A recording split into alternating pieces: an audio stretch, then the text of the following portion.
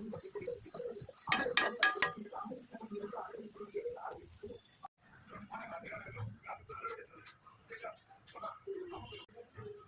అండి, ఎలా ఉన్నారు? బాగున్నారు ఫ్రెండ్స్? చూడండి, నేనైతే ఆయిల్ అనేది పోసేసుకున్నాను. ఈరోజు నేను ఏం కర్రీ చేస్తున్నానో చెప్పడం ఎందుకు ఫ్రెండ్స్, మీరే చూసేయండి. చూసారు, పోపు దినుసులు అండి, ఆవాలు, జీలకర్ర, అలాగే శనగపప్పు, ఆనియన్స్ అండి. నేనైతే పొడుగుగా కట్ చేసి వేసుకున్నాను. మీరు ఏ సైజులో కట్ చేసుకోవాలంటే అలా కట్ చేసుకొని తీసుకోండి. అలాగే ఒక 2 పచ్చిమిర్చి అండి, అలాగే కరివేపాకు, కడిగి పక్కకు పెట్టుకున్న కరివేపాకు,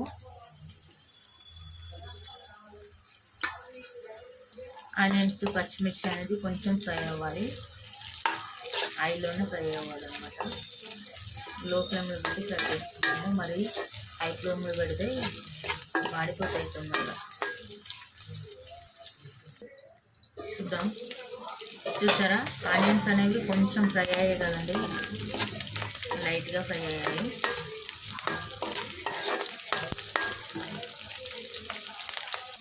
ఇప్పుడు చూడండి, నేను ముందుగా నానబెట్టి పెట్టుకున్న శనగపప్పు అండి. చూడండి, శనగపప్పు బాగా నానిపోయింది.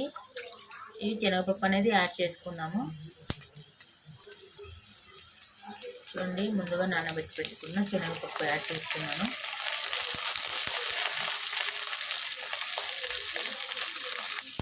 సాల్ట్ యాడ్ చేస్తున్నానండి. గ్యాస్ హై ఫ్లేమ్లో అయితే అస్సలు పెట్టుకోవద్దండి, ఎందుకంటే పప్పు అడుగంటుతూ ఉంటుంది. మనకు మంచిగా పోపులోనే మనకు ఉడకనిద్దాము, ఆయిల్లోనే ఉడకనిద్దాము పప్పు అనేది. ఓకేనా, ఒక 5 మినిట్స్ వరకు మూత పెట్టి పెట్టుకున్నాము. గ్యాస్ మాత్రం లో ఫ్లేమ్లోనే పెట్టుకోవాలండి. చూడండి, నేనైతే ఒక 5 మినిట్స్ ఉడికిస్తున్నాను.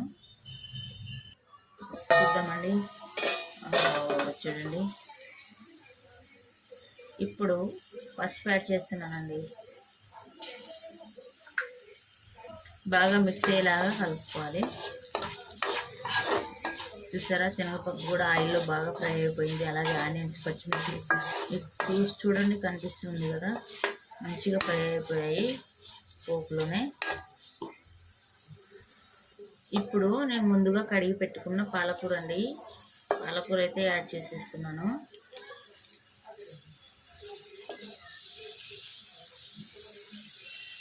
ఇప్పుడు కొంచెం సాల్ట్ యాడ్ చేస్తున్నానండి. ఆల్రెడీ నేను శనగపప్పులో సాల్ట్ యాడ్ చేశాను, అంటే పోపులో, అందుకే కొంచెం యాడ్ చేస్తున్నాను.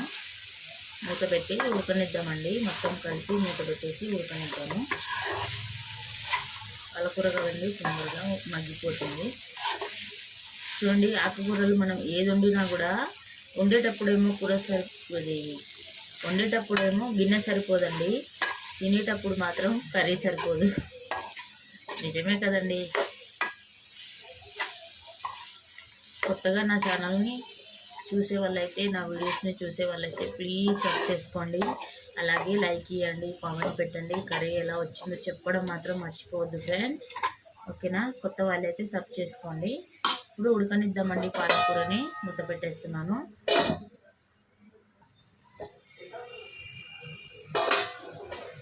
చూడండి, పాలకూర అయితే ఉడుకుతుంది. చూసారా, దగ్గర పడింది కర్రీ అనేది. చూడండి ఎంత కలర్ఫుల్గా ఉందో కర్రీ అయితే, గుమగుమలాడిపోతుందండి. స్మెల్ అయితే ఎదిరిపోతుంది, చూడడానికి కూడా కలర్ఫుల్గా ఉంది. అల్లం పేస్ట్ అండి, అల్లం పేస్ట్ స్మెల్ పోయేంత వరకు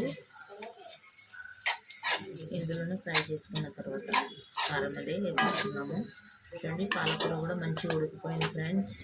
చూడండి, కర్రీ అయితే ఎంత కలర్ఫుల్గా ఉందో. మీరైతే నా వీడియోస్ని స్కిప్ చేయకుండా చూసేయండి ఫ్రెండ్స్, ప్లీజ్. అలాగే కొత్త వాళ్ళు అయితే సబ్స్క్రైబ్ చేసుకోండి, లైక్ చేయండి, కామెంట్ పెట్టండి నా కర్రీ ఎలా వచ్చిందో, ఓకేనా. కొంచెం అల్లం పేస్ట్ అనేది స్మెల్ పోయేంత వరకు మనమైతే ఉడకనిద్దాము. చూసారా, ఇప్పుడు కారం యాడ్ చేస్తున్నానండి.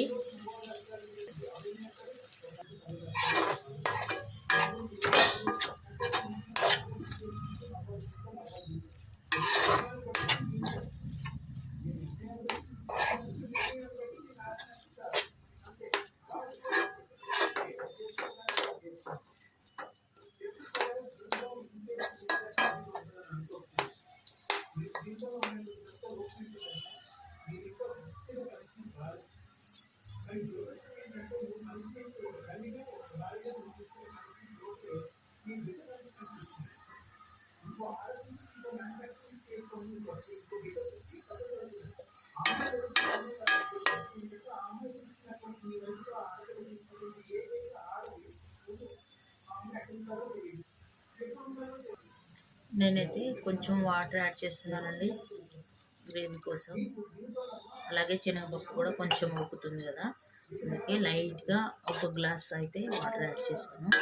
చిన్న గ్లాస్ అండి, టీ గ్లాస్ వాటర్. ధనియాల పౌడర్ అండి, అలాగే కొంచెం గరం మసాలా అండ్ అలాగే కొత్తిమీర అండి.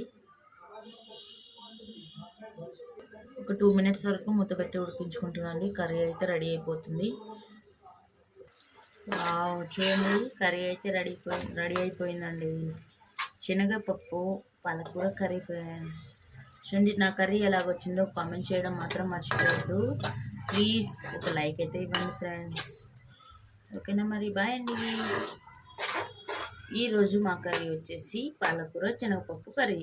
నేనైతే కొత్తగా ట్రై చేశాను అనమాట. నా వీడియో ఎలా ఉందో కామెంట్ చేయడం మర్చిపోవద్దు ఫ్రెండ్స్. Bye bye.